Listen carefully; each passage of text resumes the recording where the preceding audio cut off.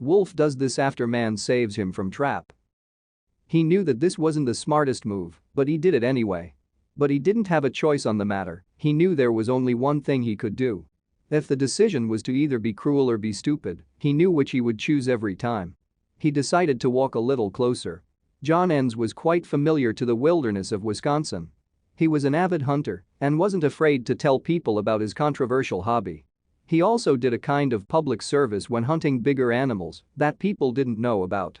He hunted animals like foxes and coyotes. This helped out local farmers who had to look after their livestock from predators. He used humane traps that would hold the animals and let him release them away from the farms.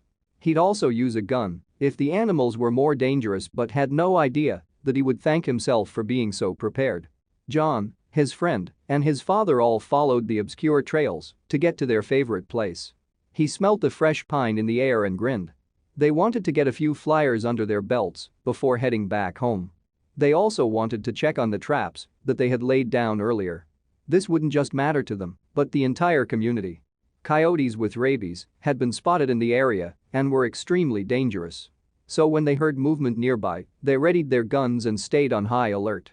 He moved the brush aside with the barrel of his gun and looked down at something big and furry caught in one of his traps.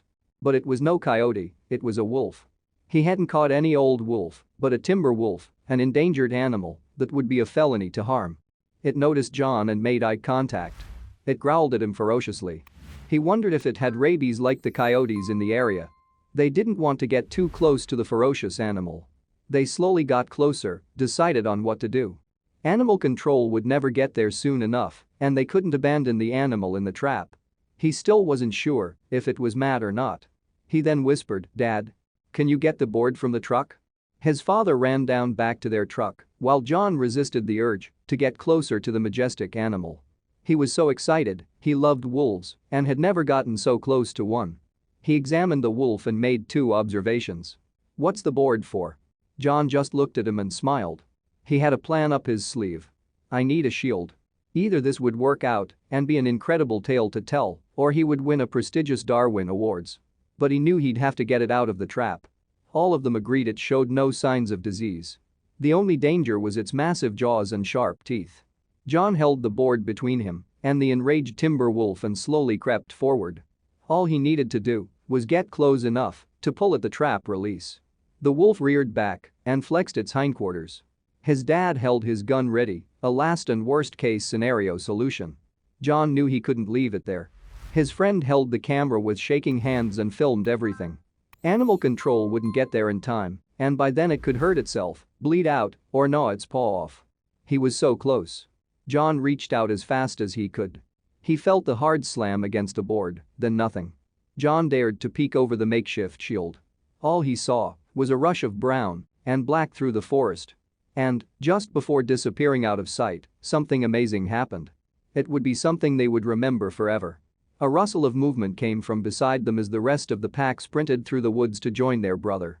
John and his group turned pale. They had been there the entire time. They had been in far more danger than they had realized. Still, they were in one piece and no shots had been fired. Also, the event ended with two memorable moments. An older female jaunted up and licked the freed wolf's face. It must have been the young canine's mother. The pack was reunited.